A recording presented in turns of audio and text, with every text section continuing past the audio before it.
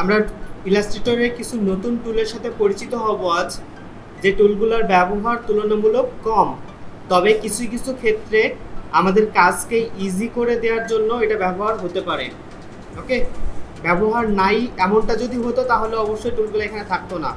প্রথম যে টুল, আমরা আগে যে ব্রাশ টুলের সাথে পরিচিত হয়েছিলাম, আমরা বলেছিলাম যারা গ্রাফিক প্যাডে কাজ করেন, গ্রাফিক প্যাডে যারা কাজ করেন তাদের জন্য ব্রাশটা খুব হেল্পফুল।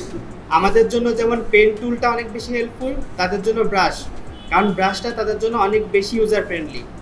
ঠিক একইভাবে আমাদের যেমন অ্যাঙ্কর পয়েন্ট ডিলিট করার প্রয়োজন পড়ে যারা গ্রাফিক প্যাডে কাজ করে, তাদের ক্ষেত্রে কিন্তু ডিলিট করা বা মোছার জন্য জাস্ট সিম্পলি রাবারের মতো একটা টুল আছে, যেটাকে আমরা বলছি ইরেজার টুল। শর্টকাট কি আছে? Shift plus E. ওকে, আমরা যে কোনো অবজেক্টকে সিলেক্ট করে যে কোনো পার্ট যদি আমরা মুছতে চাই, আমরা ইরেজার টুল দিয়ে মুছে ফেলতে পারি যে কোনো পার্ট। ওকে, এক্ষেত্রে মাউসের উপর হাত অনেক বেশি ইজি হতে হবে, তা না হলে আপনি অবশ্যই বুঝতে পারবেন না যে কোথায় আপনার মোছার দরকার এবং আপনি কোথায় মুছে ফেলতেছেন, অর্থাৎ ইম্পর্টেন্ট পার্টও মুছে যেতে পারে।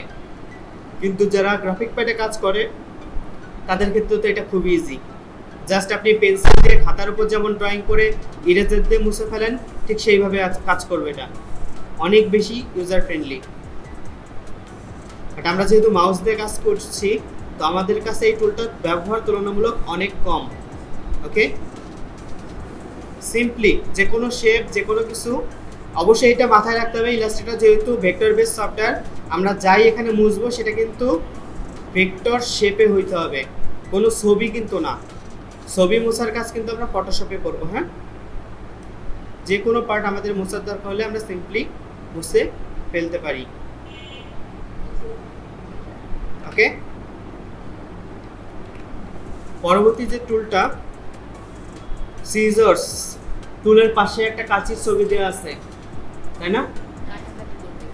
কাঁচি দিয়ে আসলে মানে যখন আমরা কোনো কিছু কাটি, সেই কাটার সিস্টেমটা কিন্তু কাঁচি দিয়ে কাটার সময় কিন্তু আবল তাবল ইচ্ছা মতো কাটা হয় না। সাধারণত আমরা কোনো একটা নির্দিষ্ট অ্যাঙ্গেলে নির্দিষ্ট মাপেই কাঁচি দিয়ে কেটে থাকি, তাই না? তো সিজার্স টুলটার ক্ষেত্রে আমরা শর্টকাট কি আছে সিজার্সের? সি। আমরা কোনো অ্যাঙ্কর পয়েন্টকে টার্গেট করে সেখান থেকে কেটে নিতে পারি। ওকে, কোনো অ্যাঙ্কর পয়েন্টকে টার্গেট করে কেটে নিতে পারি। আমরা আবারও দেখাচ্ছি, খেয়াল করেন। আমরা যে সিজার্স টুলে যাওয়ার পর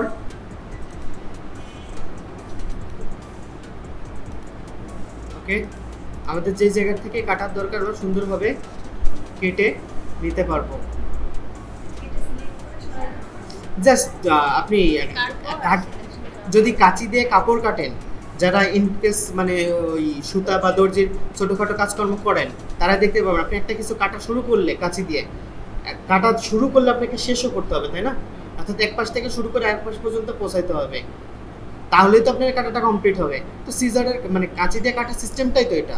তো এই ক্ষেত্রে আমাদের অ্যাঙ্কর পয়েন্টকে টার্গেট করে যে কোনো এক পাশ থেকে অপর পাশ পর্যন্ত যাবেন, গিয়ে আপনি সেই জায়গা থেকে সুন্দর মতো ওই লাইন টেনে শেপ বিল্ডার দিয়ে ঘষাঘষি করার কোনো প্রয়োজন নেই। সিম্পলি দুইটা অ্যাঙ্কর পয়েন্টকে টার্গেট করলে এটা দুই টুকরো হয়ে যাবে। আপনি যেখান থেকে কাটতে যাচ্ছেন ও সেখান থেকে দুই টুকরো হবে। ওকে,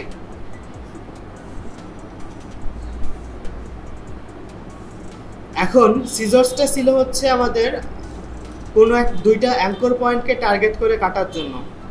বাট আমরা যদি ইনকেস ছুরি ব্যবহার করি, ছুরির ব্যবহারটা কেমন হয়? নিজের ইচ্ছা মতো, ঠিক আছে, নিজের ইচ্ছা মতো। এখানে আমাদের পরবর্তী যে টুলটা আছে, আমরা আরেকটা স্টার নিয়ে নিই, নিফ। ওকে, নিফ টুল। এখান থেকে আমাদের যে কোনো কিছু কাটার প্রয়োজন পড়লে জাস্ট যেইভাবে আমরা কাটতে চাবো ও সেইভাবেই কেটে যাবে। যেভাবে কাটতে চাবো, কাটার পর ও গ্রুপ হয়ে আছে, এটাকে আমাদের না গ্রুপ হয় না, সরি। আচ্ছা, কাটার পর আমরা সিম্পলি যেখান থেকে কাটতে চাবো সেখান থেকেই কেটে নিতে পারবো, ঠিক আছে?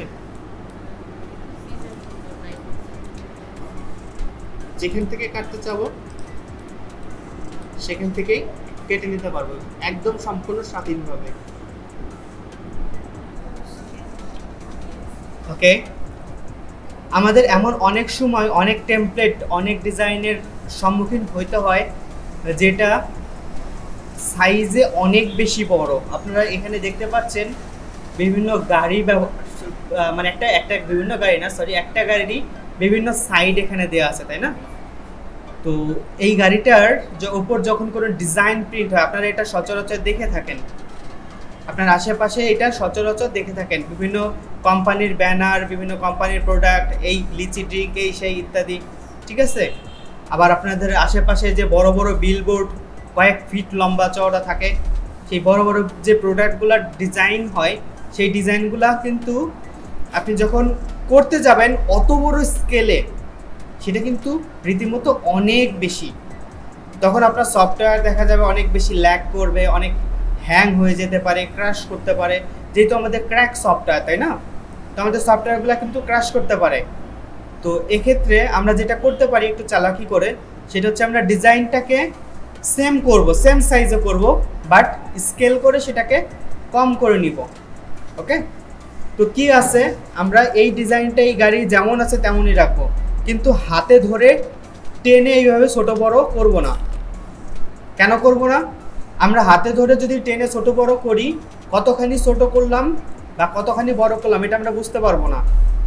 যখন আমরা প্রিন্ট সাইজে নিয়ে আসবো, আমরা আবার পরবর্তীতে যখন এটা প্রিন্ট সাইজে নিয়ে আসবো, এটা তো আমরা কাজ করার সুবিধার্থে হয়তো এটাকে ছোট করে নিচ্ছি, কিন্তু যখন এটা আমরা প্রিন্ট করার জন্য করব, তখন তো আমাদের এটাকে আবার বড় করতে হবে, তাই না? আমরা কতটুকু ছোট করেছি সেটা যদি আমরা না জানি, তাহলে কতটুকু বড় করলে আগের সাইজের সাথে ম্যাচ করবে সেটা কিন্তু জানবো না। তো এই কারণে হাতে ধরে সিলেকশন টুল দিয়ে এটাকে ছোট বড় না করে আমরা ইলাস্ট্রেটরের স্কেল টুল ব্যবহার করতে পারি। হ্যাঁ, খেয়াল করেন, স্কেল আমরা সম্পূর্ণ অবজেক্ট আগে সিলেকশন টুল দিয়ে সিলেক্ট করে নিব। ওকে, সিলেক্ট করে নেওয়ার পর চলে যাব আমরা স্কেল টুলে, কিবোর্ড শর্টকাট শুধুমাত্র এস।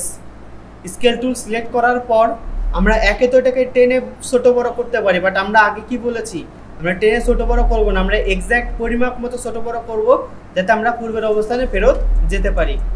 স্কেল টুলের উপর আমরা ডাবল ক্লিক করব, তাহলে আমাদের স্কেল টুলের একটা পপ আপ উইন্ডো শো করবে। ওকে, তো আমাদের যে পপ আপটা শো করেছে, আমরা এটাকে অবশ্যই ইউনিফর্মে করব। ইউনিফর্ম কেন করব? এটা ডানে বায়ে যতটুকু ছোট বড় হবে তাতে যাতে এটার প্রপোর্শন নষ্ট না হয়ে যায়। ওকে, এখন এটা 100% আছে, আমরা চাচ্ছি এটাকে ছোট করে নিয়ে কাজ করতে। কত পার্সেন্ট ছোট করব? ফর এক্সাম্পল আমরা চাচ্ছি এটাকে 20% করে নিব। ওকে, 20% করে নিয়ে আমরা ওকে দিলে এই ডিজাইনটা এখন 20%-এ চলে আসছে। এখন কিন্তু আমরা এর উপর যা ডিজাইন করার, টেক্সট লেখার, ইফেক্ট দেওয়ার, শেপ দেওয়া, যা দেওয়ার দিয়ে দিলাম। ওকে, আমরা যে ভিকেল ওয়ার্ড ডিজাইন আছে, আপনারা যদি যান গুগলে,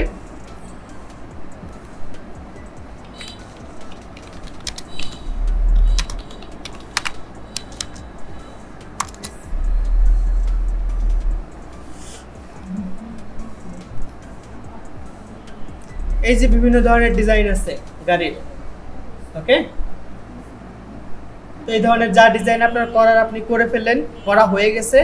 এখন আপনি ক্লায়েন্টকে ফাইলটা দিবেন, দেওয়ার সময় কি করলেন, সিম্পলি আবার স্কেল টুলে গেলেন, গিয়ে এটা 20%-কে 100% করে দিলেন।